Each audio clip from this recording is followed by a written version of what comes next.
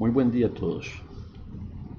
En este video voy a plantear las ideas principales para considerar en la cinemática de una partícula que se mueve en el espacio y empezaremos con las ideas básicas que ocurre primero en una dimensión, extendiendo estos conceptos a dos dimensiones y finalmente una generalización al espacio tridimensional. De acuerdo con lo que fue discutido previamente, cuando una partícula se desplaza sobre el eje X en una dimensión, problema lineal, la posición de la partícula era determinada o establecida a través de una función X que variaba con el tiempo. El valor numérico de esta cantidad para cada t implicará entonces dónde se localiza la partícula, siendo posible que esta variable adquiera valores positivos, negativos o cero. El signo indicará cuál es su posición respecto a la posición definida como el origen y claramente siempre que exista una dirección determinada para la cual consideremos los valores positivos. Con base en esta función, posición de la partícula, definimos una segunda cantidad cinemática importante, que es la velocidad. Y definíamos la velocidad como la derivada temporal de la función x. También es una cantidad sensible a signos, indicando cuando es positiva que la partícula se desplaza hacia los valores de x positivos, es decir, se mueve en la misma dirección que el eje X positivo. Un valor negativo indica desplazamiento en dirección contraria y el valor igual 0 indica que en ese instante del tiempo la partícula está en reposo. También la tercera variable cinemática de interés es la aceleración, definida como el cambio de la velocidad respecto al tiempo. Nuevamente una cantidad que podrá tener signo positivo, negativo o cero, según sea el valor de b, en qué dirección incrementa b o decrece. Esto nos dirá entonces esa información. Este sistema de elementos, de variables cinemáticas, puede extenderse en su definición en notación vectorial, de manera que asociado a x podemos definir un vector posición denotado como r, que sería el vector posición que localiza la partícula en un instante del tiempo t y para el cual x es la componente de ese vector,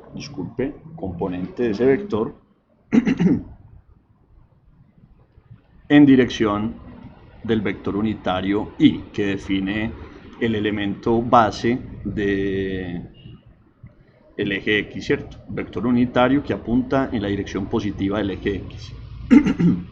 La velocidad también la podemos escribir vectorialmente. Su definición es entonces cómo es el cambio respecto al tiempo del vector posición. Noten ustedes que es una operación totalmente legítima en los vectores.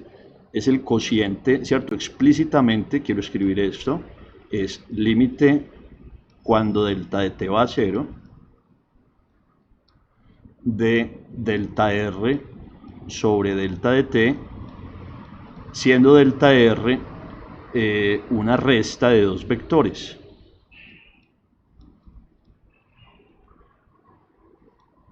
Entonces lo que tenemos en esta operación de límite es que vamos a calcular el valor de la diferencia del vector posición r evaluado en t más delta t menos el vector posición r evaluado en t, una resta de dos vectores, una operación totalmente legítima en las operaciones de vectores, y a esa resta la dividimos entre un escalar que es el valor del tiempo transcurrido entre los dos instantes en los que hemos evaluado la posición.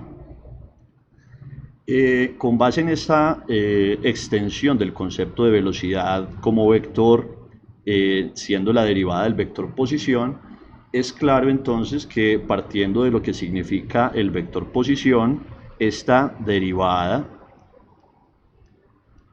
corresponde a la derivada de x en dirección y, pero el vector unitario que apunta en la dirección del eje x positivo es un vector constante tanto en su magnitud, cuyo valor es igual a 1, ¿cierto? Por eso su nombre de ser unitario, como también en su dirección. Consecuentemente, si aplicamos la regla del producto para la derivada de esta cantidad, la derivada de y siendo 0, su resultado nos da simplemente de x respecto al tiempo en dirección y. Este último resultado lo podemos entonces, reconociendo el cuadro previo, identificar como b de t, pero para enfatizar voy a escribir b sub x, ¿cierto? Velocidad en dirección del eje x, y esto multiplicado por el vector unitario. Entonces lo que hemos dicho es que partiendo de la posición x de la partícula para cualquier instante, puedo definir el vector posición y consecuentemente también el vector velocidad, para la cual la cantidad que habíamos definido con anterioridad corresponde a la componente x del vector velocidad. Noten ustedes que es en este sentido en que las componentes cartesianas de un vector pueden tomar valores positivos, negativos o cero, y lo que entenderemos en esta notación es entonces que la componente x del vector velocidad podría ser una cantidad sensible a signos. También es posible escribir el vector aceleración. El vector aceleración para la partícula desplazándose a lo largo del eje x es la derivada temporal del vector velocidad. También, pues, como ustedes pueden notar, una operación completamente legítima, que si utilizamos la definición de velocidad que hemos dado previamente, corresponde a la derivada temporal de b sub x multiplicada por el vector unitario y, debido pues a que es un vector que es constante. Su operación entonces al hacer la derivada da como resultado únicamente esta cantidad. Esta cantidad a su vez la identificamos con el valor de a de t, ¿cierto?, en dirección del eje x, y enfatizo en que se trata de movimiento sobre el eje x. Entonces, lo que habíamos calculado previamente para la aceleración se convierte en la componente en dirección del eje x del vector aceleración. La información que acabamos de generalizar, que simplemente se trata de cómo escribir esas tres cantidades de forma vectorial, puede entonces resumirse a partir de este gráfico tomado del texto guía del curso del profesor Mario Felipe Londoño, en donde se representan gráficamente los vectores posición. Aquí en la parte superior está este gráfico, voy a indicarlo de esta manera. Dado un origen de coordenadas, la partícula ubicada en este punto P, entonces el vector que señala a la partícula desde el origen de coordenadas siendo el vector posición, cuya componente a lo largo del eje x es el valor x. Entonces noten ustedes, posición y la componente de ese vector es x. La velocidad siendo un vector que se obtiene al derivar el vector posición respecto al tiempo, cuya componente en dirección del eje x es la derivada temporal de x respecto al tiempo. Vemos ese vector dibujado en esta parte del gráfico.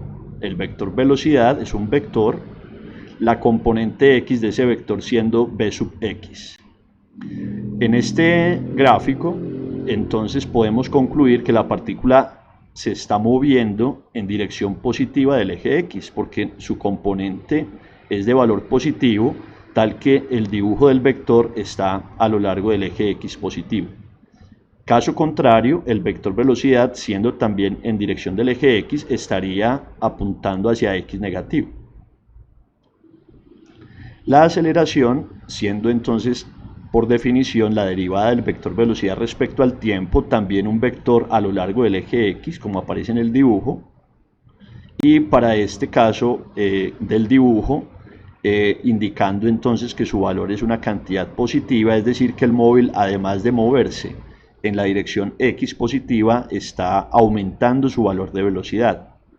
La componente en X de ese vector, la derivada de la velocidad respecto al tiempo, la derivada de la componente X de la velocidad respecto al tiempo.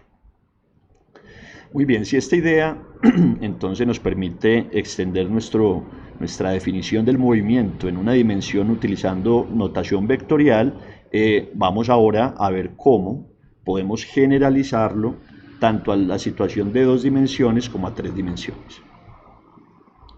Muy bien, para el gráfico que tenemos ahora en pantalla, una partícula se desplaza en el espacio bidimensional donde un observador con el origen de coordenadas propuesto señala la partícula en un instante t con un vector posición r.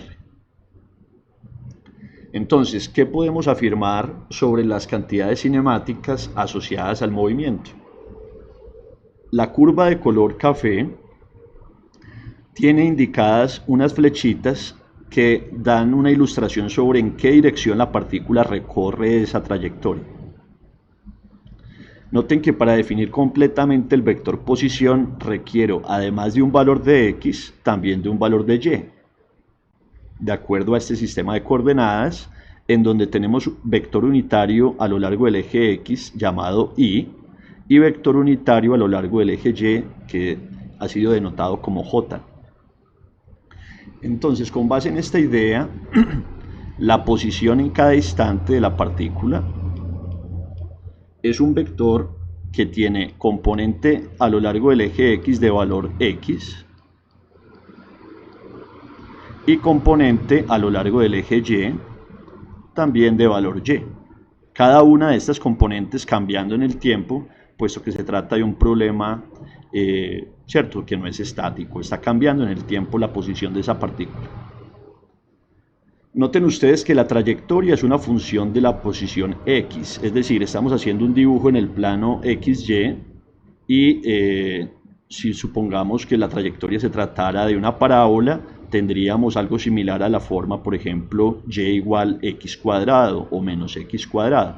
O sea, se trata de una función de x, la trayectoria, pero lo que estamos escribiendo aquí es cómo cambian en el tiempo la posición en x y la posición en y para definir entonces el vector posición r como función del tiempo. Con base en esta primera cantidad cinemática de importancia, que notarán ustedes simplemente se trata de una extensión de la definición previa al problema unidimensional para el caso ahora de 2 dimensiones, podemos entonces definir qué es el vector velocidad. Entonces la velocidad, definida como la derivada de la posición respecto al tiempo, hacemos la operación de derivada sobre esta cantidad anterior, nos queda derivada de x respecto al tiempo en dirección del vector unitario y, puesto que es una cantidad constante, su derivada sería 0, nos queda como resultado es únicamente esa cantidad, más la derivada de y respecto al tiempo en dirección j. Naturalmente que si esto está en unidades de metros, esto está en unidades metros sobre segundo. La parte que aparece como derivada de x respecto al tiempo, entonces la llamamos componente de la velocidad en dirección x, y la parte de la derivada de y respecto al tiempo será correspondientemente la componente del vector velocidad en dirección del eje y.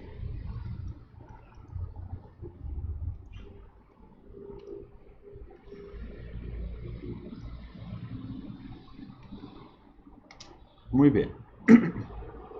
Finalmente, la aceleración.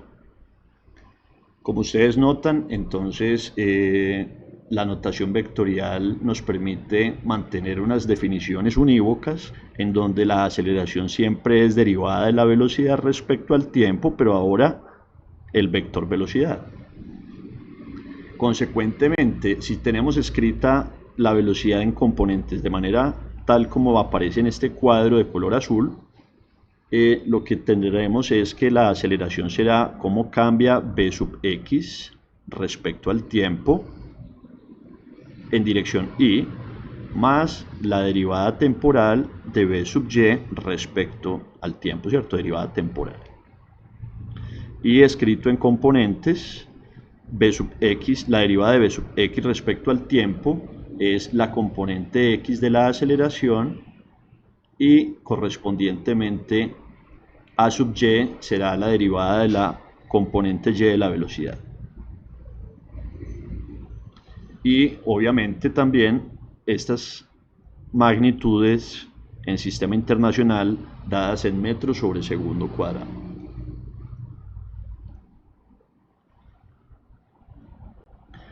Entonces, como podemos apreciar, el movimiento de la partícula, aunque pudiendo tener, digamos, una geometría arbitraria, si ocurre en el plano XY, estará determinado por un vector posición, un vector velocidad y un vector aceleración, cada uno definidos en el instante del tiempo t, ¿cierto?, en el que corresponda la ubicación de la partícula.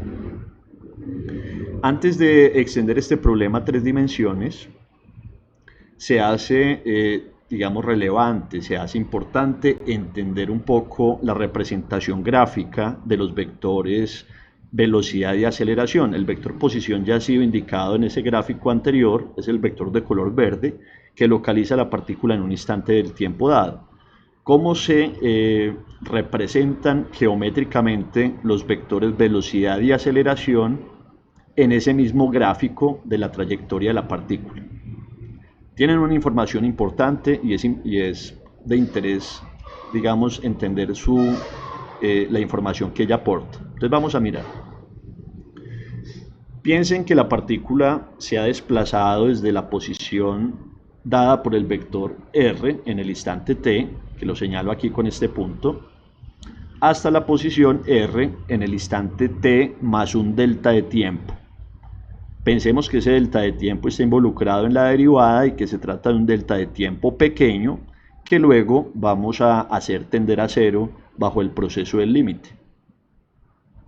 Entonces, con base en esa idea, voy a repetir aquí una información que se había propuesto previamente, y es la velocidad es el límite en que el valor delta t va a cero de el vector posición evaluado en t más delta de t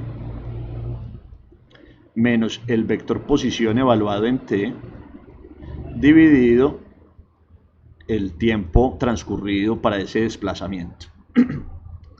Entonces, esta parte superior, que usualmente la denotamos simplemente como cambio en la posición r, definirá la dirección del vector velocidad, siempre, dado que delta de t, a pesar de tender a cero, es una cantidad positiva, ¿cierto? La partícula se desplaza y el tiempo incrementa, entonces delta de t que aparece en el denominador será siendo una cantidad positiva que en el proceso del límite hacemos luego tender a cero. Entonces, repito, la idea central es la dirección del vector velocidad está determinada por la dirección del vector diferencia delta de r, que explícitamente es el numerador de esta expresión. En el dibujo aparecen los dos vectores, r en t más delta t y r en el instante t. ¿Cuál es la resta de esos dos vectores? Como hemos visto pues antes en el repaso de vectores, gráficamente restar dos vectores se puede considerar como el vector que resulta de unir los extremos finales de los vectores cuando ellos comparten, digamos, el mismo origen, tienen un origen común. En este caso, claramente los dos vectores tienen un origen común, que es el origen de coordenadas, y el vector r evaluado en t más delta t menos r evaluado en t, que lo denotamos como delta r, es el que aparece en esta representación en color naranja. Voy a señalarlos nuevamente. Entonces tenemos el vector r en el instante t más delta t, es este vector, vamos a restarle r en el instante t, y la resta de estos dos vectores corresponde al vector que une los extremos finales y que llega al que es positivo en la resta, o sea, llega al extremo final de este vector, tal como aparece en el dibujo. Noten ustedes que en el límite en que delta t va a 0, ese vector es tangente a la trayectoria en ese punto que define el vector posición r en el instante t. Entonces, la conclusión importante de este análisis que acabamos de presentar es que la velocidad instantánea es un vector que es tangente a la trayectoria en cada punto. Aquí vemos representado el vector velocidad en el instante t, siendo un vector tangente a la trayectoria en ese instante. Tangente significa que la toca solamente localmente, sin cortarla, es tangente, ¿cierto? Ahora ustedes pensarán, bueno, pero esa relación de tangencia se viola aquí porque está atravesando la curva, no importa, ¿cierto? Nos interesa que localmente en ese instante la velocidad es tangente, cada vez va a ir cambiando. Entonces vemos aquí otras velocidades en instantes anteriores o posteriores, en donde la velocidad es tangente en este punto a la trayectoria, y estoy señalando acá la velocidad tangente a la trayectoria en ese punto y la velocidad tangente a la trayectoria en otro punto, ¿cierto? En el instante t del interés, la velocidad es un vector que es tangente.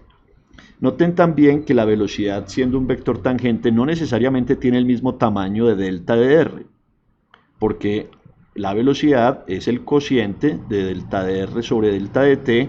Este valor tendiendo a 0 hace que en general el valor de la velocidad, pues el vector velocidad sea más grande, ¿cierto?, que el vector delta de r que se construye de ese proceso. Pero lo que interesa es que siempre en cada punto la velocidad es un vector tangente a la trayectoria, que además la dirección del vector es consistente con la dirección en la que la partícula recorre la trayectoria. Ok, el siguiente elemento, digamos, de interés es pensar ahora qué pasa con la aceleración. Si ya sabemos que la velocidad es un vector tangente, ¿cómo es el vector aceleración? Entendiéndolo, digamos, desde el punto de vista geométrico. ¿Qué relación tiene con la trayectoria? Para responder a esa pregunta necesitamos nuevamente establecer cuál es la definición de la aceleración. Entonces, la aceleración vector corresponde a la derivada de la velocidad vector, ¿cierto?, respecto al tiempo. Explícitamente es el límite cuando delta t va a 0 de la resta de dos velocidades dividido el intervalo de tiempo en que se produjo ese cambio. Y de manera todavía más explícita, se trata del límite cuando delta de t va a 0 de la velocidad evaluada en el instante final t más delta de t menos la velocidad evaluada en el instante anterior, que es t, dividido el intervalo de tiempo en que ocurre ese cambio. Entonces, nuevamente, la dirección del vector aceleración está asociada con la dirección de un vector resta entre dos velocidades evaluada en el instante final y en el instante anterior. En el gráfico se ha propuesto una trayectoria de pronto un poco distinta a la anterior, pero para la cual sin dudas sabemos que la velocidad es tangente en cada punto de la trayectoria.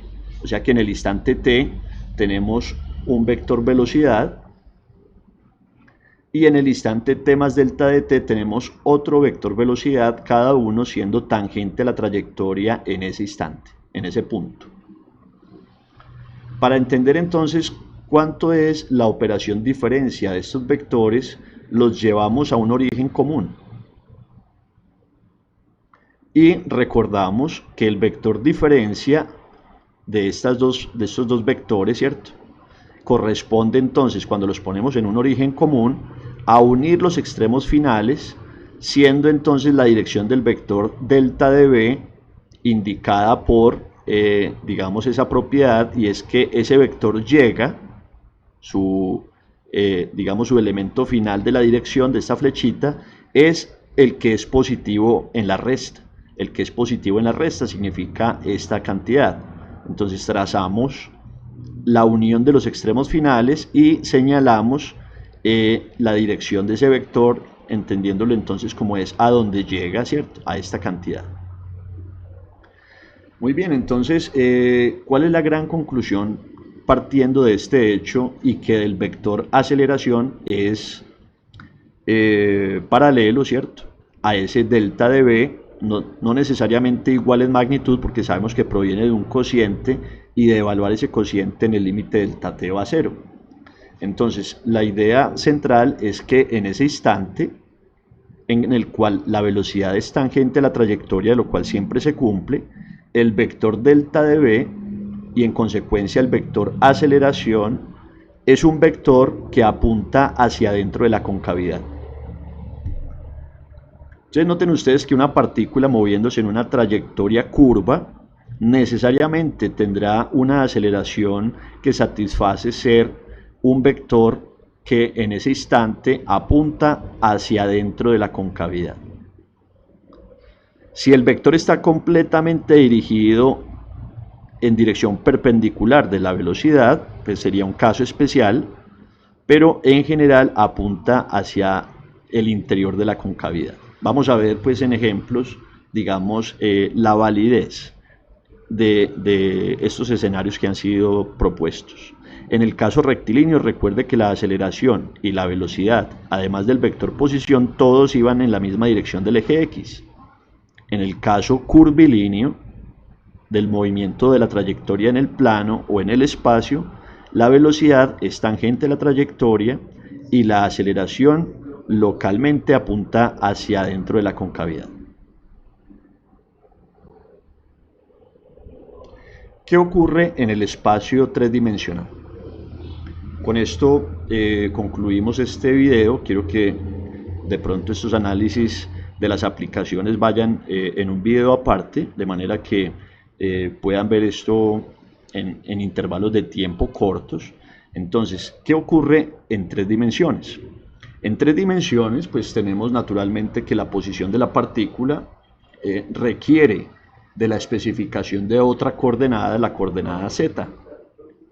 En consecuencia, en 3 dimensiones tenemos que el vector posición necesita para su total especificación no solamente de una componente en x, una componente en y, sino también de una componente a lo largo del eje z, cuyo vector unitario lo denotamos como k unitario. Los vectores unitarios aparecen representados aquí en el origen de coordenadas, y va en la dirección del eje x, j en la dirección del eje y k en la dirección del eje z. Para este ejemplo del dibujo hemos propuesto una trayectoria curvilínea bastante arbitraria, ¿cierto?, bastante general, que sigue la partícula. Noten ustedes la indicación de las flechitas representa entonces en cada instante cómo se está moviendo la partícula. También hemos dibujado el vector velocidad, que en el instante del dibujo donde se localiza con el vector posición r, es tangente a la trayectoria, nos indica entonces en qué dirección se mueve la partícula en ese instante. Y la aceleración, pues se ha intentado, ¿cierto? En el dibujo, no sé qué tan claro es, pero se ha intentado que el vector aceleración muestre el hecho de que la partícula está moviéndose en una trayectoria curva y que su dirección va hacia adentro de la concavidad. Con lo dicho lo anterior, entonces escribimos que la velocidad es un vector descrito por la derivada temporal del vector posición, definición que no va a cambiar independiente de si estamos en 1, 2 o 3 dimensiones, pero que basado en los análisis previos se trata entonces del valor de dx respecto al tiempo, el valor de la derivada temporal de y respecto al tiempo, y el valor de la derivada temporal de z respecto al tiempo, cada uno en dirección de sus correspondientes vectores unitarios. O sea, se trata de un vector con componentes b sub x, siendo b sub x la derivada de x respecto al tiempo, más b sub y, siendo b sub y la derivada de y respecto al tiempo, y de la misma manera b sub z.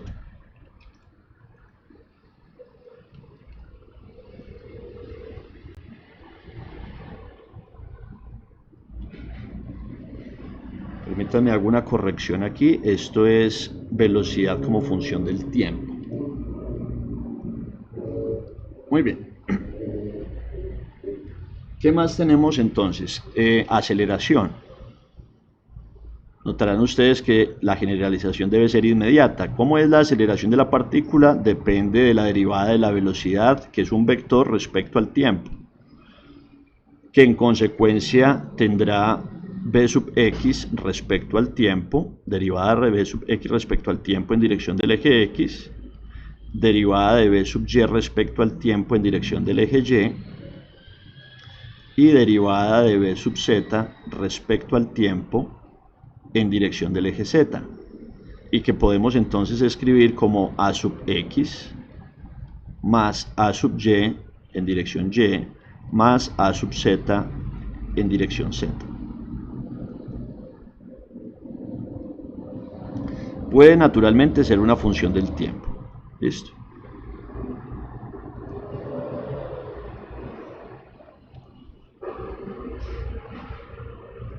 Ok.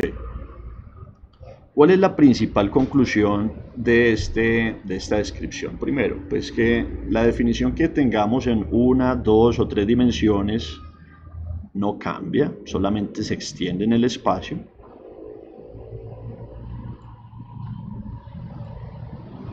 Segundo, que por extraño que pueda parecer el movimiento de una partícula en el espacio, siempre la podremos entender como el movimiento a lo largo de los ejes coordenados x, y y z. Y tercero, que pues asociado al anterior, el movimiento de una partícula en el espacio es una combinación lineal de tres movimientos rectilíneos. El movimiento en el espacio, una combinación lineal de tres movimientos rectilíneos linealmente independientes, uno a lo largo de cada eje coordenado. O sea que si yo sé estudiar el movimiento rectilíneo a lo largo del eje X, por ejemplo, la combinación lineal del movimiento a lo largo del eje X más el movimiento a lo largo del eje Y me da como resultado el movimiento de una partícula en dos dimensiones, y si agrego también movimiento a lo largo del eje coordenado Z, podré estudiar el movimiento de una partícula en tres dimensiones, por extraño que pueda parecer, siempre que conozca naturalmente información, por ejemplo, sobre las interacciones que le hacen a la partícula moverse de la manera como lo hace. Esa conclusión aparentemente no se, digamos, ve resaltada en estas expresiones, pero lo vamos a ver en los ejemplos. Es la conclusión que aparece aquí en la parte inferior. El movimiento en el espacio tridimensional se descompone como tres movimientos rectilíneos linealmente independientes, uno sobre cada eje coordenado. Ok, entonces de esta manera voy a finalizar este video, digamos, conceptual, y en un próximo video les comparto aplicaciones de situaciones en dos dimensiones, ¿cierto? También pues para el problema rectilíneo, explorar algunas aplicaciones, ejemplos de aplicación, de manera que puedan darse cuenta de esta independencia lineal que hemos determinado o establecido, que es una herencia natural de cómo expresar vectores como combinación lineal de vectores en tres dimensiones, pues de vectores sobre cada una de las tres coordenadas del espacio que definen el espacio tridimensional. Muy bien, muchas gracias, y entonces nos veremos con un siguiente video sobre ejemplos. Hasta luego.